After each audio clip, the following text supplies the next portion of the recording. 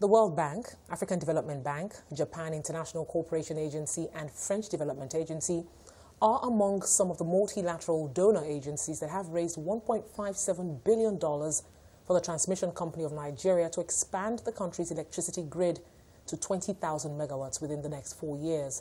Tunde Gbajumo, Managing Director of Powergen Advisers, joins me now to discuss this. Thank you so much for joining us on the show. Thank you very much. It seems a lot is really coming into our power sector. You have the United States Power Firm, Busbar coming in. Then you have, these agencies actually pledging. That's a whole lot of money for our transmission space. But I am happy. The focus really is on the transmission space. I believe our last discussion, I keep asking that question, what is our biggest challenge at the moment? There are many who say generation is no longer a problem. Transmitting the power generated is the major issue. Talking about expansion, 20,000 megawatts in 4 years. What do you think? I think it's outstanding that we have these donor agencies still focused on Nigeria and still supporting us in this way. But in the scheme of things, whereas 1.5 billion sounds like a lot of money to you and I, but for transmission, that's not a lot of money. The 20,000 megawatts, if you think about generation where we say it's $1 million per megawatt, transmission is even more than that. So this probably, if you back of the envelope, it probably supports the transmission of 1,000 megawatts. So it's not a lot of money. And that's where you hear the CEO of TCN talking about looking at other sources of funding for the capital expansion program for the 20,000 megawatts.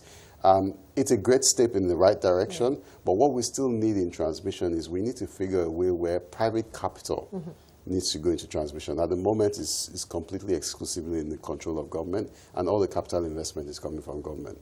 That needs to be alternated. We need more private capital to go into transmission. And the regulatory framework and the commercial framework of that needs to be worked out. Why can't we do that, though?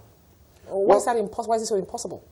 Well, it's one of the things is there's this argument that transmission is so strategic and there's a security aspect of it, and therefore you should not cede out your transmission network. Telecommunications is in the hand of most private firms. That plays a huge role when you talk about security. And some will argue that that's become a security issue too. Oh, yes. But we've managed it over time, haven't we? But like you, I believe that we should figure a way for private capital to go into transmission. Some parts of the transmission network needs to be concessioned, and investment needs to go into it, and you need to hand it over the way you've handed over the distribution and generation companies. Interesting.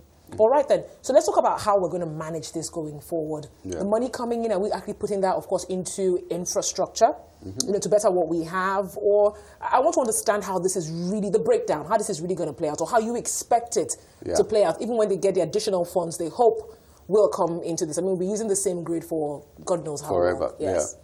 So this is what it is. There are specific projects where there are low-hanging fruits, and where they believe that you see the CEO of TCN talking about the N-1 principle, which basically means that if electricity is flowing in one direction and then you have an outage on that, then it can flow in another direction, so that you don't have the sort of grid collapses that we have today.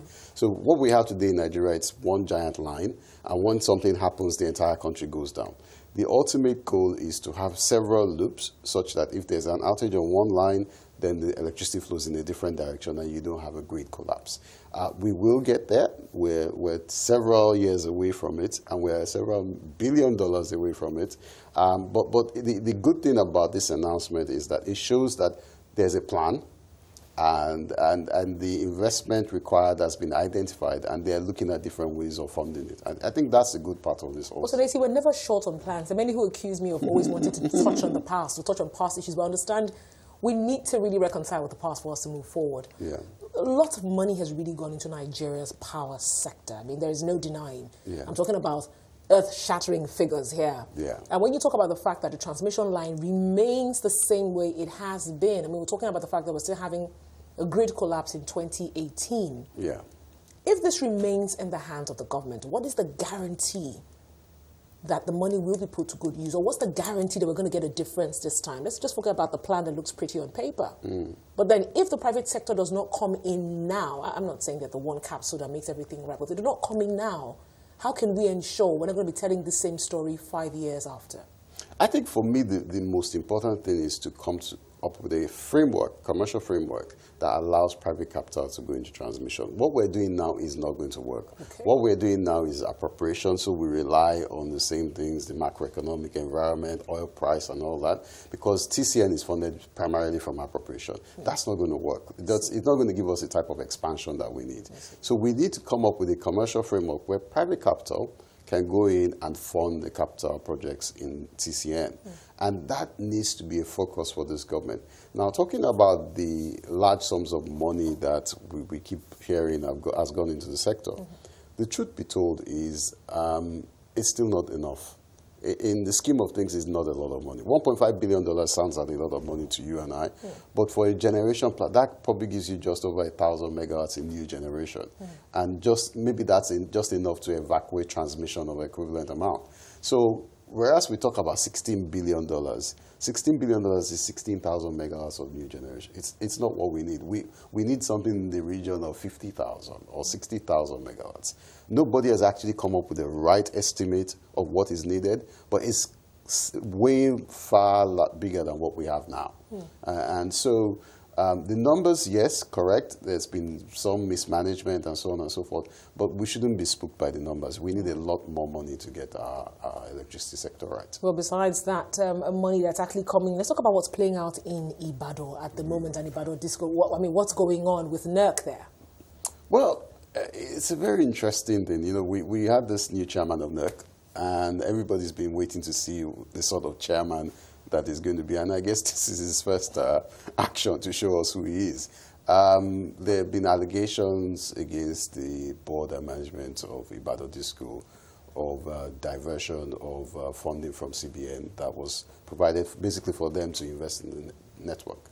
And they were accused of diverting that money to their primary shareholder.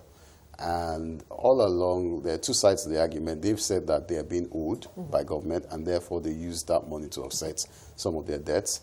And government, on the other side, is arguing that, you know, these funds were for a specific purpose and should not have been used for your own shareholder issues. And the NERC chairman, you know, in his own view, decided that they had acted inappropriately, and he suspended them. What's the impact? What impact is it going to have?